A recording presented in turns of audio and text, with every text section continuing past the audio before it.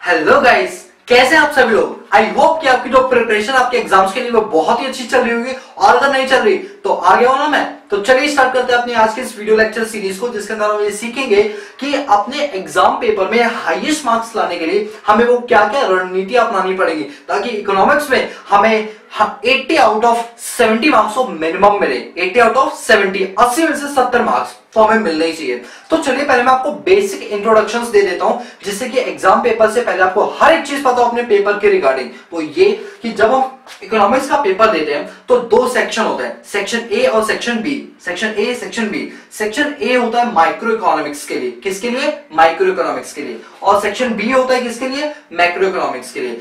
दोनों सेक्शनों को अगर हम मिला दें तो 24 क्वेश्चन आते हैं। कितने आते हैं? 24 क्वेश्चंस आते हैं, जिसमें से 12 क्वेश्चन होते हैं माइक्रो के और 12 क्वेश्चन होते हैं मैक्रो के। क्या 24 क्वेश्चन में से 12 होते हैं माइक्रो के और 12 होते हैं मैक्रो के। उन 12 क्वेश्चंस की मार्किंग स्कीम्स क्या होती है वो देखो। वो ये होती है कि जो क्वेश्चन नंबर 1, 2, 3, 4 होगा वो 1 मार्क्स का होगा। क्वेश्चन नंबर 5 और 6 3 मार्क्स का होगा। क्वेश्चन नंबर 7, 8, 9 4 मार्क्स का होगा। क्वेश्चन नंबर 10, 11, 12 6 मार्क्स के होंगे, राइट। इसी तरीके से मैक्रो इकोनॉमिक्स के क्वेश्चन नंबर 13, 14, 15, 16 1 मार्क्स के होंगे। 17, 18 3 मार्क्स के होंगे। 19, 20 4 मार्क्स के होंगे। 19, 20, 21 4 मार्क्स के होंगे। 22, 23, 24 6 मार्क्स के होंगे। क्लियर हुई? अब एक चीज मैं आपको बताऊं, ध्यान से सुनना। वो ध्यान से ये है कि 1 मार्क्स के टोटल कितने क्वेश्चंस आएंगे? 4 क्वेश्चंस आएंगे, राइट। और 3 मार्क्स के कितने क्वेश्चन आएंगे? 2 क्वेश्चंस आएंगे। इसके बाद 4 मार्क्स के कितने क्वेश्चन आएंगे? 3 क्वेश्चंस आएंगे। और 6 मार्क्स के कितने क्वेश्चन आएंगे? 3 क्वेश्चन आएंगे। यानी कि देखा जाए तो 3 मार्क्स, वो 6 मार्क्स वाले 3 क्वेश्चन आके मतलब 18 नंबर आपके बिल्कुल पक्के हो जाएंगे। सेम सीक्वेंस यहां भी अप्लाई होगा, सेम सीक्वेंस यहां भी अप्लाई होगा। तो ये मार्क्स का टोटल करें तो ये 40 आ गया, यहां भी टोटल है 40, और 40 और 40 ऐड कर दे तो हमारा टोटल पेपर कितने मार्क्स का आ गया? 80 मार्क्स का है। इस तरीके से आपकी मार्किंग स्कीम्स होती है। और अब आपको एक चीज बताता हूं, अभी नंबर कैसे गेन करना है मैं आपको बताऊं। पहले बेसिक नॉलेज तो दे दूं, पता लगे आप सीधे एग्जाम में बैठ कर आता था कुछ नहीं, बस स्टार्ट हो गए, ऐसा नहीं। आपको ये बेसिक चीजें पता होनी चाहिए आपके एग्जाम के रिगार्डिंग। वो ये, आपको एक्सपेक्टेड टाइम सेक्शन ए को करने का मिलता है आधा 1.5 घंटा। 1.5 घंटा मतलब 90 मिनट्स। और सेक्शन बी को भी कंप्लीट करने के लिए मिलता है 1.5 घंटा, यानी 90 मिनट्स। 90 मिनट्स मिलते हैं। दोस्तों दिल पे हाथ रख के बोलो, दिल पे पत्थर रख के मैंने मेकअप कर लिया। वो वाला गाना है ना, उसके लिरिक्स चेंज करो। दिल पे पत्थर रख के मैंने डिसीजन ले लिया, एग्जाम में सबसे पहले मुझने माइक्रो पकड़ लिया। चलो कोई बात नहीं। अब सुना, हमें सबसे पहले अपने माइक्रो इकोनॉमिक्स को डील करना है, क्योंकि माइक्रो हमें जल्दी मार्क्स गेन करवाती है एज कंपैरिजन टू मैक्रो। और आपको मैं बता दूं, ऐसी प्रैक्टिस करो कि एक्सपेक्टेड टाइम जो 90 मिनट्स का है वो आपका एक्चुअल टाइम पता है कितना लगना चाहिए? इसको कवर करने में आपका एक्चुअल टाइम अराउंड 70 मिनट्स लगना चाहिए। 70 मिनट से ज्यादा नहीं लगने चाहिए, क्योंकि माइक्रो इकोनॉमिक्स तो 1 आवर में हो जाती है, पर फिर भी चलो 10 मिनट एक्स्ट्रा दीजिए, 70 मिनट। आपको कितने मिनट्स का गेन हो गया यहाँ पर? 20 मिनट्स का गेन हो गया।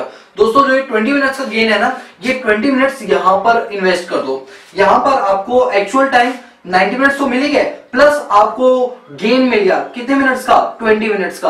अगर आपको यहां पर 20 मिनट्स का गेन मिल गया है, इसका मतलब यहां पर आपको 110 मिनट मिल जाते हैं। और मैक्रो में क्योंकि हम ऐसा मानते हैं कि हमें थोड़ी सी प्रॉब्लम होती है, हमें एक्स्ट्रा टाइम चाहिए होता है मैक्रो इकोनॉमिक्स के करने के लिए, तो वहां ये टाइम यूटिलाइज हो जाएगा। लेकिन वो शर्त है कि आपकी माइक्रो इकोनॉमिक्स में आपकी स्पीड अच्छी खासी होनी चाहिए। तो आप यही टारगेट अपना रखना कि हमें इस तरीके से काम करना है कि 90 मिनट वाला काम 70 मिनट में हो जाए, और वो 20 मिनट हम यूटिलाइज करें यहाँ पे, राइट। अब आप कहोगे सर एक बात बताओ, जब हमें क्वेश्चन पेपर मिलते हैं तो 15 मिनट हमें पढ़ने के लिए मिलता है, उसमें क्या करना चाहिए? दोस्तों उस 15 मिनट के लिए जो आपको एडिशनल टाइम मिला है, 15 मिनट का पेपर रीड करने वाला, तो उसमें आप पता है क्या करोगे? मेरी बात को ध्यान से सुनना, अगर आप टाइम मैनेजमेंट सीखना चाहते हो अच्छे से हर एग्जाम के लिए। पर मैं क्योंकि अभी इकोनॉमिक्स की बात कर रहा हूं, उन 15 मिनट के अंदर आप ये चेक करो वो कौन कौन सी चीजें हैं जिनमें न्यूमेरिकल्स पूछे गए। जैसे आपकी कॉस्ट वाइज चैप्टर से न्यूमेरिकल आ सकता है, इलास्टिसिटी ऑफ डिमांड से न्यूमेरिकल आ सकता है। आप अपने साथ एक पेंसिल रबड़ लेकर जाओ साथ में। आप क्या करो, बिल्कुल हल्के और छोटे छोटे अक्षरों में उसको सॉल्व कर लो, पेपर के पीछे ही थोड़ा हल्का हल्का करके सॉल्व कर लो। इससे क्या होगा कि जब आपके पास आंसर शीट खोलने का मौका मिलेगा, आप तुरंत वो आंसर टेप दोगे। टेपने में लग गया 2 मिनट या 1 मिनट, और उसे सॉल्व करने में आपके 5-7 मिनट लग जाएंगे, लेकिन वो 5-7 मिनट कौन से वाले होंगे, एडिशनल वाले, यानी इसमें से आपका कोई भी टाइम नहीं जाएगा। इसका टाइम आप सिर्फ टेपने में यूटिलाइज करोगे, सोचने में 15 मिनट का टाइम, यानी न्यूमेरिकल सेक्शन तो आपका कंप्लीट हो जाएगा ना 15 मिनट में। आपने सारा सोल्यूशन अपनी आंसर शीट पे लिख दिया। भाई न्यूमेरिकल कोई बड़े तो छोटे छोटे से न्यूमेरिकल होते, थोड़ा थोड़ा सा पेंसिल से लिख दिया, जैसे आंसर शीट आई वैसे हमने तड़के से वो क्या कर दिया, नोट डाउन कर लिया, बस नोट ही तो करना है। तो हमारा ये जो टाइम है वो ऐसे सेव हो जाएगा। तो 15 मिनट आपको ये नहीं कि अच्छा देखते हैं, क्लास के तो रोंगटे उड़े पड़े यार, पेपर वाकई हार्ड आया। हाँ यार हार्ड आया, मतलब इजी में होगा ना तो भी लोगों की शक्लें देखकर आपको लग जाएगा कि भैया हार्ड आया। भैया आपको देखना नहीं है, और ये नहीं था आज कौन सी लड़की पीछे से कितनी अच्छी नजर आ रही है, ये तो बिल्कुल भी नहीं देख रहा। अब नालायक हो यार, अगर ऐसी हरकतें करते हो एग्जाम टाइम में, बाद में कर लो यार, एग्जाम के बाद फुल ऐश करो, फिर पढ़ेंगे थप्पड़ ही थप्पड़, अगर फिर भी ऐश किए तो। मेन चीज है उन 15 मिनट में किसी को देखना नहीं है, किसी को ऑब्जर्व नहीं करना, क्लास की दीवारों को कलर नहीं देख रहे हैं, आपको नाखून अगर है तो काट के आओ जिससे आपको चबाने का भी मौका ना मिले, पेन से के साथ ये खेलना बंद करो। और उस 15 मिनट के अंदर आप पेपर को रीड करने की जगह आप क्या करो, उसके न्यूमेरिकल सेक्शन को कंप्लीट कर दो। अब दोस्तों आपके मन में आ रहा कि सर एक बात तो अगर मान लो न्यूमेरिकल्स नहीं आ रहे उस पेपर में तो क्या करेंगे, तो क्या हुआ, अगर न्यूमेरिकल्स 1-2 आए फिर भी टाइम आपके पास बचा हुआ है, तो अब आप ये स्ट्रेटेजी अपनाओ कि आपको ऑप्शनल वाले में से कौन सा ऑप्शन चूज करना है, जिससे जब आपके पास आंसर शीट है तो आप ये ना सोचो कि मैं ऑप्शन ए करूं ऑप्शन बी करूं। जो ऑप्शनल वाले क्वेश्चन होते हैं पहले से डिसाइड करके चलो कि मुझे कौन सा करना है। और दोस्तों जो क्वेश्चन आपके आंसर दिमाग में आ चुके हैं उनका हिंट पॉइंट अपने क्वेश्चन के आगे ले लो, जिससे कि जब आप उसको करो तो वो आप भूल ना पाओ। कभी कभी ऐसा होता है हमें चीज आती है लेकिन जैसे आंसर शीट आती है हम वो पॉइंट भूल जाते हैं। तो ऐसे में अगर आपको लगता है कोई पॉइंट भूलने वाला है तो आप उसे तुरंत क्वेश्चन देख के वहीं ब्रैकेट में कहीं नोट डाउन कर लो, और जब काम हो जाए तो उसे रब कर दो। इसीलिए बोला पेंसिल और रबड़ एग्जामिनेशन सेंटर पे लेकर जाना इकोनॉमिक्स के। और कोई भी ऐसा जाहिल इंसान नहीं है जो आपको ऐसा करने से रोक दे और ये बोले नहीं ऐसा नहीं, एक दो बार टोकी, लेकिन मार्क्स पाने के लिए इतना तो रिस्क लेना पड़ेगा। Higher the risk higher the return, higher the risk higher the return. बोलो क्लियर हुई। चलो ये तो बात है आपके टाइम मैनेजमेंट की। अब अगला स्टेप आता है, टाइम मैनेजमेंट हो जाने के बाद अब हमारे अगला स्टेप ये आता है कि कौन सा हम पहले क्वेश्चन पेपर उठाएं, लाइक सेक्शन ए पहले उठाएं सेक्शन बी उठाएं।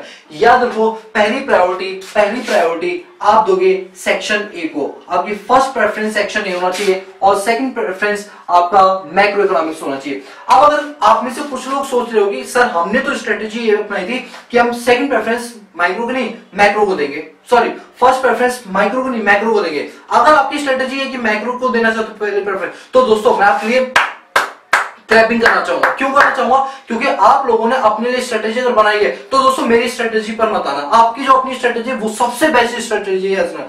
मेरी स्ट्रेटेजी उन लोगों के लिए जो सोच नहीं पा रहे, जिन्हें बड़ी कंफ्यूजन हो रही, उनके लिए। और अगर किसी ने बना रखी है तो वो अपनी स्ट्रेटेजी के हिसाब से चले, और अगर उसे मेरी स्ट्रेटेजी पसंद आए तो वो चेंज भी कर सकते हैं। वरना मैं तो रिकमेंड करूंगा चेंज ना करें, अपने अकॉर्डिंग काम करें, और जिन लोगों को प्रॉब्लम आ रही है वो मेरे अकॉर्डिंग काम करें। ठीक है, तो जब आप सेक्शन 1 को पहले करोगे तो आपका कॉन्फिडेंस लेवल बूस्टअप होगा और आंसर जल्दी सॉल्व करोगे तो आप मैक्रो की ओर जो है ज्यादा अच्छे से कवर अप कर पाओगे। और अगर मैक्रो में आप फंस जाओगे तो माइक्रो तक पहुंचते थक जाओगे और कहोगे यार हालत चुस्त हो गई, और मेरे पीछे यार बोला क्वेश्चन कहीं गलत तो नहीं होगा, मैक्रो में जो वो आया था वो गलत तो नहीं होगा, इसके चलते यार फिर मैं कैसे करूं क्या करूं, सोचते टाइम खत्म।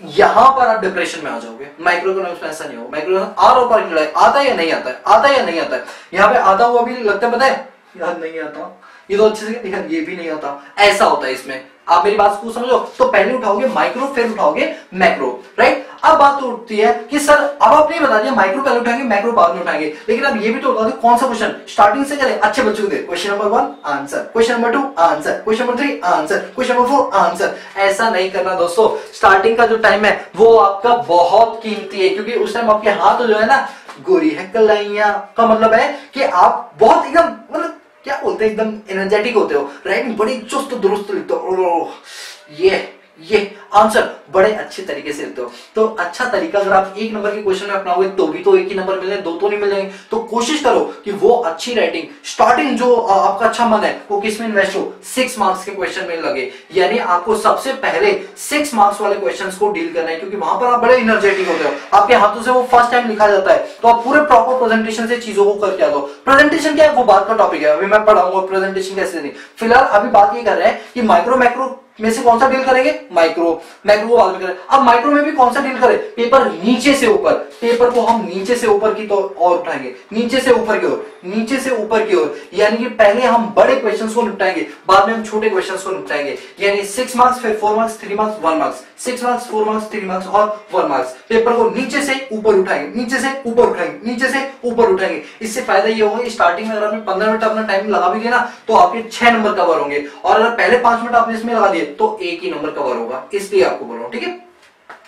अब बात उठती है, sir how to present our answer in the examination hall. हमें अपने आंसर को कैसे प्रेजेंट करना है, for 6 marks, for 4 marks, for 3 marks और 1 मार्क्स। तो देखो दोस्तों, मैं आपको एक चीज क्लियर कट बोल देता हूं। 1 मार्क्स के लिए आपको अपना आंसर एक लाइन से ज्यादा नहीं लिखना। 1 मार्क्स के लिए आपको अपना आंसर एक लाइन से ज्यादा का नहीं लिखना। अगर आपको लगता है जरूरत है एक लाइन से ज्यादा लिखने की, तो आप लिख सकते हो, ठीक है। अब आप आते हैं क्वेश्चन नंबर 5 से 6, जिसमें 3 नंबर वाले क्वेश्चंस होते हैं। उनमें 60 वर्ड से ज्यादा, यानी जो ये क्वेश्चन नंबर 3 है, इसमें 60 वर्ड से ज्यादा अपना आंसर लिखकर बताना आपका वेस्टेज ऑफ टाइम है, क्योंकि 60 वर्ड से आपको मार्क्स मिल सकते हैं। इसके बाद क्वेश्चन नंबर जो 4 मार्क्स के होते हैं, उनके लिए 70 वर्ड्स की लिमिट सबसे बेस्ट होती है। 70 वर्ड्स, 70 वर्ड से ज्यादा का आप लिखकर मत आना। और 6 मार्क्स के क्वेश्चन के लिए आपकी 100 वर्ड्स की लिमिट एक्सीड नहीं होनी चाहिए। 100 वर्ड्स की लिमिट एक्सीड नहीं होनी चाहिए, यानी 100 वर्ड्स तक में उसका आंसर आप लिख सकते हो। तो अब एक बात, एग्जाम में वर्ड्स कौन देखता है, बस मैंने आपको हिंट के तौर पे बता दिया। अब बात करते हैं प्रेजेंटेशन की। आपने वर्ड तो बता दिए, जरा प्रेजेंटेशन भी बता दो कि प्रेजेंटेशन हमें कैसे रखनी है। दोस्तों याद रखना, for 6 marks question, 6 marks question के लिए हमारी प्रेजेंटेशन कैसी होनी चाहिए वो देख लो। 6 मार्क्स के क्वेश्चन के लिए प्रेजेंटेशन हमारी कैसी होनी चाहिए। तो वो प्रेजेंटेशन कैसी होनी चाहिए, मैं हमेशा अपने लेक्चर्स के अंदर ये बताता हूं कि बड़े क्वेश्चंस की प्रेजेंटेशन कैसे होनी चाहिए। फर्स्ट ऑफ ऑल आपको क्या लिखनी होती है, डिफाइन। जो भी चीज पूछी गई है उसकी आप जो है क्या लिख कर आओ, डेफिनेशन लिख कर आओ, जो भी डेफिनेशन है। फिर अगर उसका कोई शेड्यूल है तो उसका शेड्यूल बना के आओ। क्या बना के आओ, शेड्यूल बना कर आओ। शेड्यूल के बाद उसका जाहिर सी बात है, जब शेड्यूल है तो उसका डायग्राम भी होगा, और उसका क्या बनाओ, फिर आप डायग्राम ड्रॉ कर दो। डायग्राम के बाद उसी चीज को क्या करो, एक्सप्लेन करो, जिसे बोलते हैं एक्सप्लेनेशन।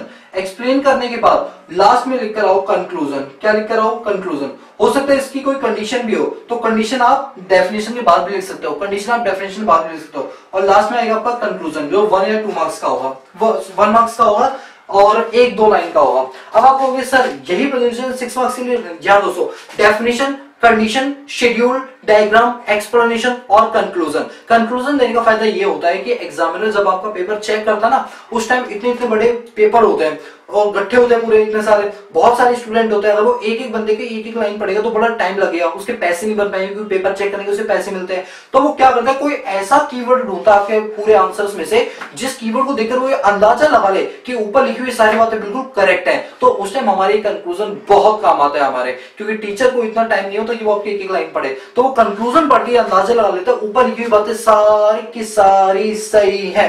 बोलो समझ आया। तो इसीलिए हमें कंक्लूजन लिखना जरूरी होता है। तो अब बताओ 6 मार्क्स के लिए प्रेजेंटेशन क्या रखोगे, सबसे पहले डेफिनेशन, दूसरा कंडीशन, तीसरा शेड्यूल, चौथा डायग्राम, पांचवा एक्सप्लेनेशन और छठा कंक्लूजन। छठा कंक्लूजन, छठा कंक्लूजन। ये देखो, आप ऐसे ऐसे करोगे ना चीजों को तो चीजें आसान होंगी, याद रखना। तो यार तो 6 मार्क्स के लिए आपको ये तरीका अपनाना है। अब बात करते हैं सर 4 मार्क्स के लिए क्या किया जाए, इसके साथ क्या किया जाए। तो देखो 4 मार्क्स के क्वेश्चन के लिए ये किया जाए कि आप डेफिनेशन लिख कर आओ, उसका शेड्यूल बनाओ, डायग्राम बनाओ, और हो सके तो 4 मार्क्स में आप शेड्यूल नहीं भी बनाओगे तो भी चलेगा, आप डायरेक्ट डायग्राम बना के उसकी एक्सप्लेनेशन दे सकते हो। क्योंकि 4 मार्क्स के लिए हम इतनी ज्यादा चेकिंग नहीं करते, स्ट्रिक्ट चेकिंग की आपकी एक एक चीज हम नोटिस करेंगे नहीं। हाँ, अगर आपको लगता है आपके पास टाइम है और आप देना चाहते हो, आपके मन में है, तो आप बिल्कुल दो, कोई रोक नहीं सकता, लेकिन वहां देना जरूरी नहीं है। समझ में बात। और 3 मार्क्स के लिए तो आप भूल जाओ कि आपको कोई शेड्यूल दे रहा है, आप सीधा काम डायरेक्ट और उसकी एक्सप्लेनेशन से कर सकते हो। और 1 मार्क्स में अगर आपने शेड्यूल दे दिया ना, या डायग्राम दे दिया, तो देख लो मुझसे बुरा कोई नहीं होगा। क्यों? क्योंकि इसमें आप टाइम वेस्ट करोगे, एक लाइन से ज्यादा और कुछ नहीं करना होता 1 मार्क्स के क्वेश्चन के लिए। ठीक है, अब बात करते हैं सर हम एग्जाम पेपर में लिखे कैसे, मतलब कैसे आंसर को प्रेजेंट करें। तो देखो मैं आपको एक चीज बताता हूँ, मान के चलो ये है आपकी आंसर शीट। ये देखो इस तरीके से रेक्टेंगुलर होती है आपकी आंसर शीट। यहां पर आपको होता है मार्जिन, ये मार्जिन एरिया होगा। यहाँ पर इंग्रिप्ड होता है इस तरीके से, आपने देखा होगा CBSC, इस तरीके से लिखा होता है ना, CBSC 2000 जो भी आपका चल रहा है, ये 19 चल रहा है तो ऐसे लिखा हुआ 2019, 2019। दोस्तों आप अपने आंसर को कैसे प्रेजेंट करोगे वो देखना। अब ये आपके पास आंसर शीट है, अब इस आंसर शीट पे आप कैसे लिखोगे, पहले मैं लाइनें ड्रॉ कर देता हूँ। ये लाइन मैंने देखो इतनी सारी लाइंस इस पर ड्रॉ कर दिए। अब जैसे आप अपने आंसर नंबर 1 को स्टार्ट कर रहे हो तो आप कैसे लिखोगे वो सुना। आपको ऐसे लिखना है, यहां पर आप लिखोगे सेंटर पे बिल्कुल आंसर नंबर 1, और इसके यहाँ पे मार्जिन पे भी लिखोगे आंसर नंबर 1। इससे क्या होगा, अगर आप आंसर को सेंटर पे लिखते हो तो एग्जामिनर अगर चश्मे वाला हो, बुढ़ा बुढ़िया कोई भी चेक करेगा, उसकी नजरों पे हाईलाइट होगा, अच्छा ये है आंसर नंबर 1। क्योंकि अगर उसे एक अगर क्वेश्चन छूट गया और आपके 2-3 नंबर भी कम आए तो ये आपके ओवरऑल परसेंटेज गिरा देगा। तो आप ये मान के चलो चीजें आने से ज्यादा बेटर होता है how to present your answer. एक याद है ना कि एक स्टूडेंट की खासियत पता है क्या होती है, सिर्फ उसे कंटेंट ही नहीं पता होता, उसे सारी डेफिनेशन ही आती होती है, बल्कि उसे तरीका भी पता होता है कि how to present your answer for getting maximum marks in economics और एनीबॉडी एग्जामिनेशन, राइट। तो आप हमेशा कोई भी आंसर लिख रहे हो तो उसको सेंटर पे लिखो, जैसे यहाँ पर लिखा है आंसर नंबर 1 सेंटर पे, और साइड में भी लिख दो। साइड में लिखने वाले लोगों को घाटा बताता हूं, जो सिर्फ साइड में लिखते हैं। क्या होता है कि जब वो एक्स्ट्रा शीट लेते हैं तो यहाँ पर उन्हें सर्कल मिलता है, आपने देखा होगा ना, यहाँ पर एक सर्कल होता है। उस सर्कल में जब हम कॉपी एडिशनल शीट पंच करते हैं तो ये जो मार्जिन है वो पूरा नहीं खुल पाता, जिसके चलते जो आंसर हमने लिखा है वो ढक जाता है, आंसर नंबर जो है वो ढक जाता है, पूरा नहीं खुल पाते, क्योंकि ऊपर हमने थ्रेड से उससे टैग किया होता है। आप समझ पा रहे हो, इसलिए आपको साइड में भी लिखना चाहिए और सेंटर में तो बिल्कुल लिखना चाहिए। दोस्तों यही टेक्निक मैंने अपने 12th के एग्जामिनेशन में अपनाई थी, और ये आज तक हम जैसे मैंने अपनी जो सीए कंप्लीट किया उसके अंदर भी मैंने यही प्रेजेंटेशन अपनी अपनाई है, कोई भी खास चीजें नहीं की हुई है, ठीक है। इवन सीए हो गया, सीएसओ, मैंने हर एग्जामिनेशन, इवन जो एमबीए भी मैंने फाइनेंस से किए, हर यूनिवर्सिटी के एग्जामिनेशन के अंदर मैंने यही प्रेजेंटेशन रखी है, और मजा है आज तक कोई ये बोल पाएगा कि शिवम तुम्हारी प्रेजेंटेशन अच्छी नहीं रही है। दोस्तों मैं भी अपनी लाइफ में अपनाता हूं और आप लोगों को भी रिकमेंड करूंगा आप भी यही अपनाओ, आज से स्टार्ट कर दो और आगे आने वाले सभी पेपरों और सभी लाइफ के एग्जामिनेशन में यही रूल अपनाना, ठीक है। सेंटर पे लिखने के बाद अब क्या होगा, सेंटर पे लिखने के बाद आपने अपना कंटेंट पूरा लिख लिया, ये देखो ये कंटेंट चल रहा है आपका, आपने कंटेंट लिखा फॉर एग्जांपल 3 लाइंस में। अब क्या होगा, बच्चे क्या करते हैं, कंटेंट लिखने के बाद अगला क्वेश्चन स्टार्ट करते हैं एक लाइन छोड़ के। मैं रिकमेंड करता हूं एक लाइन नहीं, आपको 2 लाइन छोड़नी चाहिए, 2 लाइन इससे छोड़नी चाहिए जिससे कि 2 आंसर्स के बीच में एक बड़ा गैप आ जाए। जब बड़ा गैप होगा तो हाईलाइट होगा टीचर को कि ये क्वेश्चन यहां खत्म हो गया, अब अगला क्वेश्चन स्टार्ट हो रहा है। क्योंकि जब एग्जाम में पेपर चेक करें आप तो बगल में बैठ के नहीं बोलो सर मेरे सामने करना चाहिए, ओ सर हेलो हेलो वो चश्मे वो देखो वो छूट गया क्वेश्चन, छूट गया, एक बार अच्छे से देखा, ऐसे तो नहीं कर पाओगे। वो अकेला वो बेचारा, और वो क्या करेगा, बस अपने पैसे बनाने हैं, जल्दी जल्दी चेक करो, अच्छा छोड़ो ना कौन इतने ढंग से लिखा। बेटा दिक्कत हो जाती है यहीं पर, यही प्रॉब्लम आती है कि जब हम बोलते हैं ना कि यार पेपर तो अच्छा गया था लेकिन मार्क्स पता नहीं इतने कम क्यों है, यार मैं तो विश्वास ही उठ गया सीबीएसई बोर्ड से। अरे विश्वास तो उठ गया होगा, पहले तुम तो देखो तुम कितने उठाए हो, तुमने कितनी मेहनत की, तुमने कितने प्रेजेंटेशन अच्छा किया, तुमने खुद नहीं किया तो सीबीएसई बोर्ड पे उंगली उठाना तुम्हारा अधिकार नहीं है। अच्छा मैं ज्यादा गुस्से में आ गया, सॉरी। आओ ध्यान देना, आंसर नंबर 1 लिखा आपने, अब 2 लाइन छोड़ देना। अब मैं थोड़ी सी शीट बड़ी कर दूं जिससे कि आप ध्यान से देख पाओ इसे। मैंने शीट थोड़ी सी और बड़ी कर दी है, आई होप कि आपको नजर आ रही है। मैं एक बार देखूंगा आपको नजर आ रही है नहीं आ रही है, हाँ आपको नजर बिल्कुल आ रही है। अब क्या होगा कि आप 2 लाइन छोड़ के अब लिखो आंसर नंबर 2, और यहां पे लिखो आंसर नंबर 2। अब लिखना स्टार्ट करो। अब इससे क्या होगा कि जब गैपिंग ज्यादा होगी, इसके बीच की गैपिंग ज्यादा होगी, अगले क्वेश्चन की गैपिंग, तो ये हाईलाइट होगा कि क्वेश्चन 1 कंप्लीट हो गया, अब क्वेश्चन 2 स्टार्ट है, या जो भी अगला क्वेश्चन है वो स्टार्ट हो रहा है, ठीक है। अब एक चीज और बताता हूं, जो क्वेश्चन बड़े बड़े होते हैं, 6 मार्क्स के लिए होते हैं या 4 मार्क्स के लिए होता है, उनमें हमारे पेज ज्यादा जाते हैं। जैसे अभी मैं इसको हटा देता हूं, हमारा 1 मार्क्स का जो क्वेश्चन का आंसर है वो पूरा भी चल रहा है। 1 मार्क्स, ये क्वेश्चन नंबर मान लो हमारा ये 6 मार्क्स है, 12 है, क्वेश्चन नंबर 12 है, ये हमारा पूरा इस पेज पर भी चला और नेक्स्ट पेज पर भी चल रहा है। तो क्या होगा कि मान लो आपकी 3 शीटें भर गई हैं, तो शीट के ऊपर आप पेज नंबर लिख लिया करो, पेज नंबर 1 अपने आप सर्कल डाल दिया करो, पेज नंबर 2, 3 करके। और जब आप ये आंसर मान लो लिख देते हो तो आप आंसर के ब्रैकेट में जब पूरा कंप्लीट हो रहा है तो लिख दिया करो ब्रैकेट में पेज नंबर 1, 2, 3। ये 6 मार्क्स के क्वेश्चन के लिए अगर आप करते हो तो अच्छा होता है, क्योंकि एग्जामिनर कोई भी पेज जो है वो ऐसा नहीं होगा कि वो भूल जाए, और भूल भी गया हो तो यहाँ देख लेगा कि अच्छा इस बच्चे ने इस पर्टिकुलर आंसर पर 3 पेजेस भरे हैं तो मुझे भी 3 पेजेस इसमें चेक करने हैं। बोलो बात समझ आइए। ये क्वेश्चन की मार्किंग जो 6 नंबर के होते हैं, 4 नंबर के, उनमें अप्लाई होती है। 3 और 1 मार्क्स में अप्लाई नहीं होती है। और एक चीज, जब वो 15 मिनट का मार्जिन मिलता है तो आपकी सील यहां पर लगी होती है, सील यहां पर लगी होती है। आप क्या किया करो, थोड़ा सा पेज उठाया करो और नीचे लिखा करो पीटीओ, और ये पीटीओ मतलब प्लीज टर्नओवर, ये आपको हर पेज पर लिखना है। एवरी पेज पर नीचे बिल्कुल कॉर्नर में पीटीओ लिखना है, उसी 15 मिनट के गैप इंटरवल पे, जब वो आपको क्वेश्चन पेपर रीड करने के लिए बोलता है। क्योंकि क्या होता है, अब जैसे मैं आपको ये दिखाता हूं, ये मान लो आपकी आंसर शीट है और आंसर शीट पे यहाँ पर सी लगी होती है, तो आप ये कॉर्नर उठा के अपने पेन से तो लिख सकते हो यहाँ पर पीटीओ पीटीओ करके प्लीज टर्नओवर। इससे क्या रहेगा, आप सेफ्टी मार्जिन में एग्जाम को पता है कि हमें कोई भी पेज स्किप नहीं करना है, राइट। बोलो यहां तक की प्रेजेंटेशन समझिए। उम्मीद करता हूं आपको प्रेजेंटेशन अच्छी लगी होगी। वीडियो को लाइक और शेयर और सब्सक्राइब करना मत भूलो और अपने दोस्तों से बिल्कुल शेयर करना, क्योंकि बहुत यूजफुल है उन लोगों के लिए। सो आज के लिए इतना, बाकी नेक्स्ट क्लास में आज के लिए